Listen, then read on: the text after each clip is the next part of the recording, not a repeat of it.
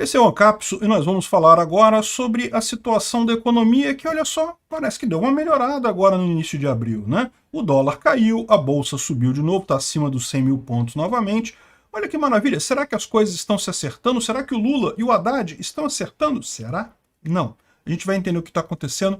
Essa notícia foi sugerida por Dilma à procura de um ANCAP barbudo. Vomitei levemente aqui na minha boca e várias outras pessoas. Obrigado aí ao pessoal que sugeriu a notícia. Obrigado a você que está assistindo o nosso vídeo. Se você gosta do nosso conteúdo, por favor, deixe o seu like e se inscreva aqui no canal, né? Pois bem, olha que coisa. Com trégua da inflação, o dólar caiu e a bolsa teve a melhor semana do ano. De fato, a primeira semana de abril, a B3 avançou 5,4%.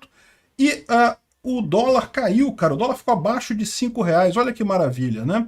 Ou seja, é uma boa notícia, né? E de fato foi uma boa notícia e o motivo para isso é muito simples. Foi justamente aquela decisão do Banco Central lá no final de março de manter a taxa de juros alta. Isso foi muito elogiado porque justamente mostrou um comprometimento do Banco Central em fazer a política econômica de forma correta.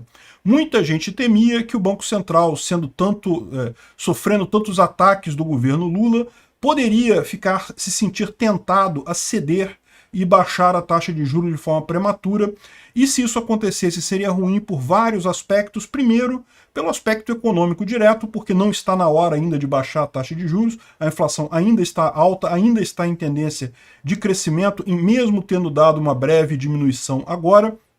E mais do que isso, teria o risco institucional, porque indicaria que o Banco Central não é tão independente assim. Por mais que você tenha o Banco Central independente, no final das contas, mas esses problemas não se confirmaram exatamente porque o Banco Central está mantendo a política monetária correta, né? Agora, tirando isso, tirando essa boa semana agora do início de abril, as perspectivas para o resto do ano, infelizmente, não são boas. E veja, é aquilo que eu falei para vocês, a gente tem que deixar muito claro isso, não é por conta do Lula diretamente essa piora econômica, isso já era previsto, esse ano seria um ano muito ruim. O fato é, o Lula está piorando a situação, mas já seria ruim de qualquer jeito esse ano, né? O mercado já está projetando inflação mais alta neste ano e até em 2025, e além disso uma diminuição na taxa de crescimento. Então a gente vai ter ao longo dos próximos anos, não só 2023, também 2024, 2025, uma inflação mais alta do que o esperado e um crescimento mais baixo. O nome disso é estagflação. Você não cresce e tem inflação ao mesmo tempo. É a pior situação possível para uma economia, porque a inflação tipicamente indica um maior aquecimento econômico, né? Não é necessariamente verdade isso, mas indica geralmente. E você vê justamente o contrário, a inflação, sim, o único benefício que você teria com a inflação, que seria um maior aquecimento econômico, você tem essa situação, já aconteceu várias vezes na história, aqui no Brasil a gente já teve a chamada década perdida, a década de 80, justamente porque a inflação chegou a níveis estratosféricos e aí ficava a economia desarranjada e a inflação impossível de ser controlada, né? Pois bem, esse é o grande temor. Eu espero que a gente não descambe para esse nível de descontrole que a gente teve naquela época, lá nos anos 80, né? Vai piorar a situação? Vai. Até onde que vai piorar a situação? Não sabemos, né? A situação realmente não está boa. A previsão da inflação de 2026 já superou 6%, mesmo tendo uma alta menor em março, né? Como a gente falou, a decisão acertada do Banco Central de manter a taxa de juros manteve a inflação controlada no iniciozinho de abril e coisa e tal, deu esse otimismo todo, mas no final do ano a expectativa ainda é de uma inflação muito alta, acima dos 6%, né? E não é só isso, né? O Índice de Atividade Econômica no Brasil, o IBC-BR, que é conhecido como uma espécie de prévia do PIB, teve uma queda de 0,04% em janeiro. Esse valor só chegou agora, tá? Embora esteja referente a janeiro, isso foi liberado agora, 17 de abril, justamente porque ele demora um tempo para calcular esses indicadores todos, né? O fato é que o pessoal estava esperando estabilidade, estava esperando 0% e caiu 0,04%. Não é nada muito crítico ainda, mas eu vou dizer para vocês, eu acho muito pouco provável que a gente tenha crescimento esse ano no Brasil. O provável é que fique realmente abaixo de zero.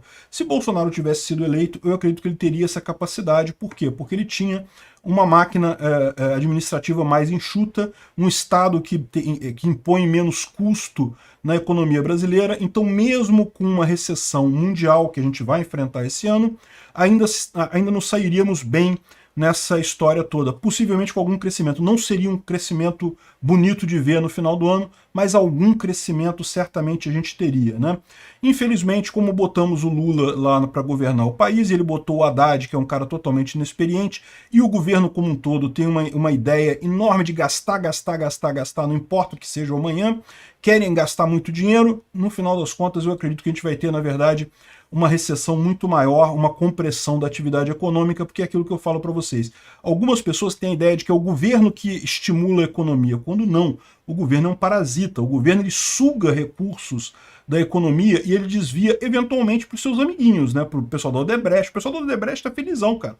O pessoal da Odebrecht está super feliz com o governo Lula, né? Por motivos óbvios, né? Para ele é bom pra caramba mesmo. Vão se dar muito bem. Mas para o resto da economia, eles são parasitas, só pioram a economia, e a prova mais clara disso foi justamente os primeiros governos Lula, né? Que pegaram uma situação econômica muito boa deixada pelo Fernando Henrique Cardoso e conseguiram destruir ela completamente ao longo de 14 anos. E depois agora, aí Temer e Bolsonaro recolocaram as coisas no trilho de novo, e agora, infelizmente, o pessoal resolveu, por algum motivo, que eu sinceramente continuo sem... Eu não entendo como Lula ganhou essa eleição. Não entra na minha cabeça. Não sei. Jabuti no topo da árvore, sabe? Jabuti no alto da árvore. Como é que o Jabuti chegou lá? Eu não sei como, sinceramente. Mas enfim, resolveram voltar para o passado e vamos pagar esse preço, evidentemente, com essa queda econômica ao longo do ano, né? Não é só em termos de queda econômica também, muitos executivos estão prevendo mais demissões nos próximos 6 meses. Então, essa pesquisa que foi feita aqui, a pesquisa BTA, com 197 gestores, está prevendo que vai ter muito mais gente fazendo demissão nos próximos meses, né? E quem acha que, não, mas beleza, mas agora o governo vai ter concurso público, o governo vai contratar um monte de gente, vai compensar, né? Não vai compensar, porque o governo, em termos de ser um empregador, ele é irrisório no mercado de trabalho, né? Embora muita gente trabalhe para o governo, se você pegar o número de pessoas empregadas em geral, a imensa maioria é na atividade privada, que vai sofrer muito mais do que qualquer coisa, né? A gente teve, por exemplo, alguns casos que já estão circulando por aí.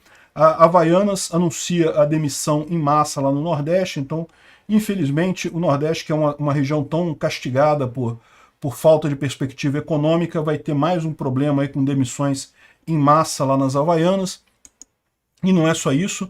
Uma coisa muito mais preocupante em termos de emprego, o volume no setor de serviços caiu 3,1% em janeiro, porque a verdade é a seguinte, indústria é muito bacana, mas em termos de número de pessoas empregadas na indústria, não é tanta gente assim no Brasil. A maior parte das pessoas no Brasil trabalha no setor de serviços. E, infelizmente, o setor de serviços também está caindo bastante, né? Esse aqui também é um índice referente a janeiro, mas que foi publicado só agora, e é um índice muito ruim. O setor de serviços está caindo muito rapidamente, isso é preocupante. E o resultado dessas coisas todas, evidentemente, é o aumento do pedido de recuperação judicial e falência, que literalmente dispararam no Brasil em 2023. Nem na época da pandemia foi tão ruim assim as falências no Brasil, hein? Coisa impressionante realmente. Para você ver que o vírus do socialismo, o Lula, é muito pior que qualquer vírus que tenha por aí, até que o vírus da Covid. Obrigado por assistir o vídeo até o final. Além de curtir, compartilhar e se inscrever no canal, considere se tornar patrocinador com valores a partir de R$ 1,99. Clique no botão Seja Membro abaixo para saber as condições e vantagens de patrocinar o canal. Mais informações sobre o nosso projeto, visite nossos sites indicados na tela.